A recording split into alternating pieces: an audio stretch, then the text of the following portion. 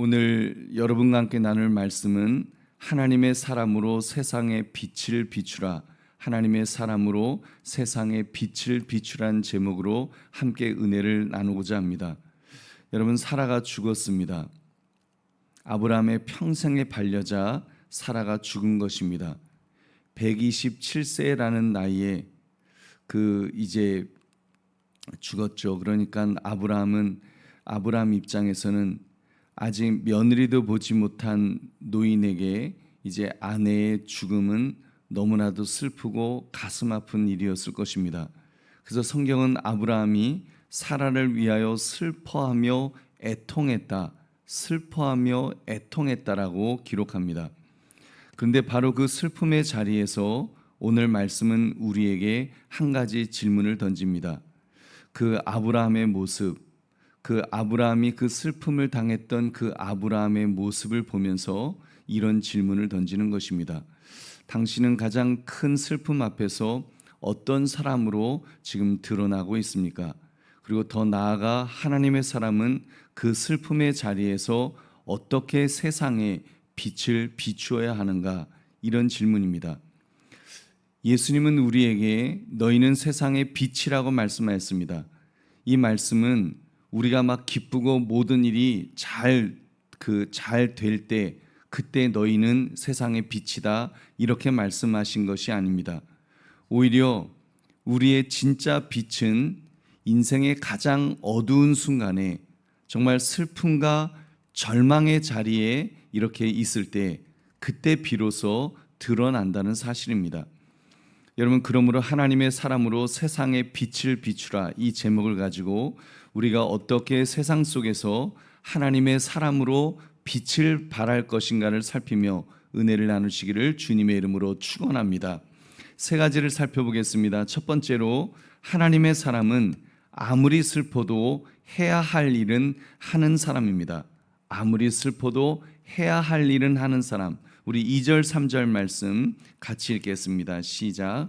사라가 가나안 땅 헤브론 곧 기럇 아르바에서 죽음에 아브라함이 들어가서 사라를 위하여 슬퍼하며 애통하다가 그 시신 앞에서 일어나 나가서 헷 족속에게 말하여 이르되. 아멘.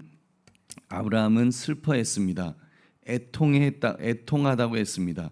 이 모습은 인간으로서 지극히 자연스러운 모습이었습니다. 믿음이 좋다고 해서 슬픔을 느끼지 못하는 것은 아니기 때문입니다. 그러나 중요한 것은 그 다음 행동이죠.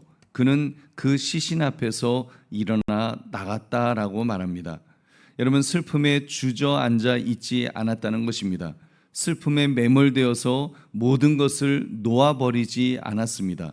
그는 슬픔 속에서도 자신이 해야 할 일을 인지했고 그 일을 감당하기 위해서 몸을 일으켰던 것입니다.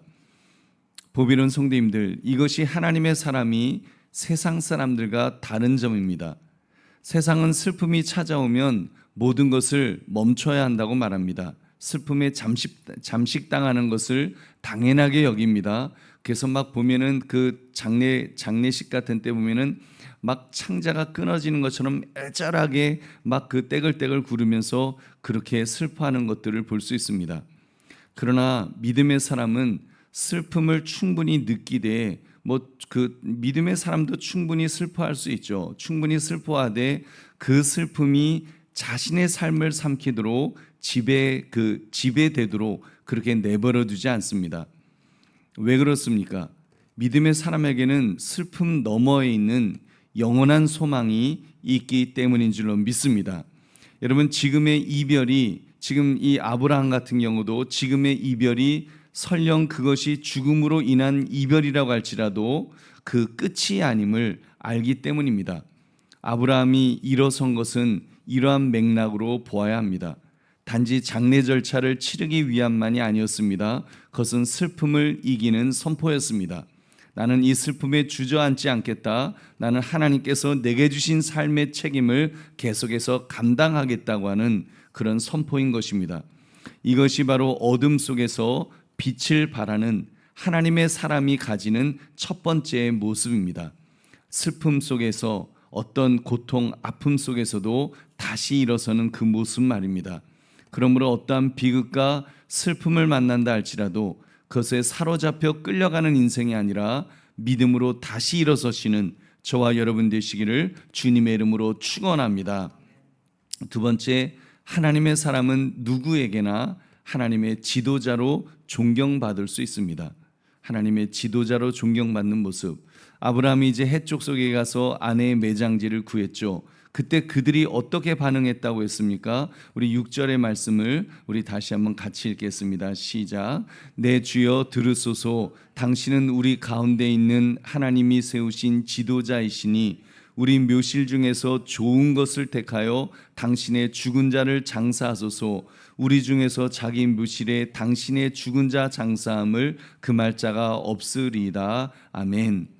그 지금 해쪽 속이 말합니다. 내 주여 들으소서. 당신은 우리 가운데 있는 하나님이 세우신 지도자이십니다. 하나님이 세우신 지도자이십니다. 이것은 놀라운 평가죠. 아브라함은 외국인이었습니다. 땅도 없었고 그 땅의 주인도 아니었습니다. 근데 사람들이 그를 왕족처럼 대하고 있습니다. 내 주여, 나의 지도자이십니다. 더구나 그렇게 불렀던 핵족속은 이방인이었습니다. 하나님을 모르는 사람들이었습니다. 근데 그들이 아브라함을 향해서 뭐라고 불렀다고 했습니까? 하나님이 세우신 지도자이십니다. 나의 주인이십니다. 여러분, 이것은 단순한 립 서비스가 아닙니다. 아브라함이 오랜 세월 그들 가운데 살아가면서 보여주었던 삶의 모습에 대한 총체적인 평가로 보아야 할 것입니다. 어떻게 나그네에 불과했던 아브라함이 이런 정도의 존경을 받을 수 있었던 것일까요? 아브라함이 힘으로 그들을 지배했던 것이 아닙니다. 돈으로 그들을 매수하지도 않았습니다. 오직 한 가지, 정직과 신실함 그리고 거룩한 삶의 태도로 그들에게 선한 영향력을 끼쳤기 때문인 줄로 믿습니다. 그들에게 신뢰를 주었던 것입니다. 그의 일상을 통해서, 그의 말과 행동을 통해서 사람들은 저 사람 뒤에 정말 하나님이 계시는구나, 저 사람 뒤에는 하나님이 계신다고 하는 신이 저 사람의 뒤에서 저 사람을 돌보시고 있다는 것을 느끼게 된 것입니다. 여러분, 이것이 우리가 세상에 빛을 비추는 두 번째 방법인 줄로 믿습니다. 하나님의 사람은 이렇게 세상 사람들에게 신뢰를 주는 사람들입니다. 비즈니스를 할 때나 인간관계에서나 그가 하는 말 한마디를 통해서도 세상이 우리를 인정하고 존경하도록 만들어야 됩니다. 아, 저 사람은 예수 믿는다더니 뭔가 다르구나, 정직하구나, 아, 저 사람은 믿을 만하다, 저 사람의 말은 한마디를 해도 그 말의 무게가 다르다. 여러분, 이런 것들을 느끼게 하는 것입니다. 이 말을 듣는 것이 바로 세상의 빛을 비추는 삶인 줄로 믿습니다. 여러분, 이런 점에서 믿음의 사람은 도덕적 기준이 높아야 합니다. 세상 사람들이 범접할 수 없을 정도로 높아야 됩니다. 고상해야 됩니다. 무엇보다도 거룩한 모습, 하나님의 성품이 비추어져야 될 줄로 믿습니다. 아브라함은 해쪽 속에 단 한 번도 설교하지 않았을지도 모릅니다. 그러나 그의 삶 자체가 최고의 설교였음에 틀림없습니다. 여러분, 그러므로 하나님의 사람으로서 누구에게나 존경받을 수 있는 높은 수준으로 살아가는 인생 되시기를 주님의 이름으로 축원합니다. 세 번째, 하나님의 사람은 기꺼이 값을 치르는 사람입니다. 값을 치르는 사람. 아브라함은 해족속이 땅을 거저주겠다고 하는데도 굳이 값을 치르고 땅을 샀습니다. 우리 7절부터 9절 말씀 같이 읽겠습니다. 시작.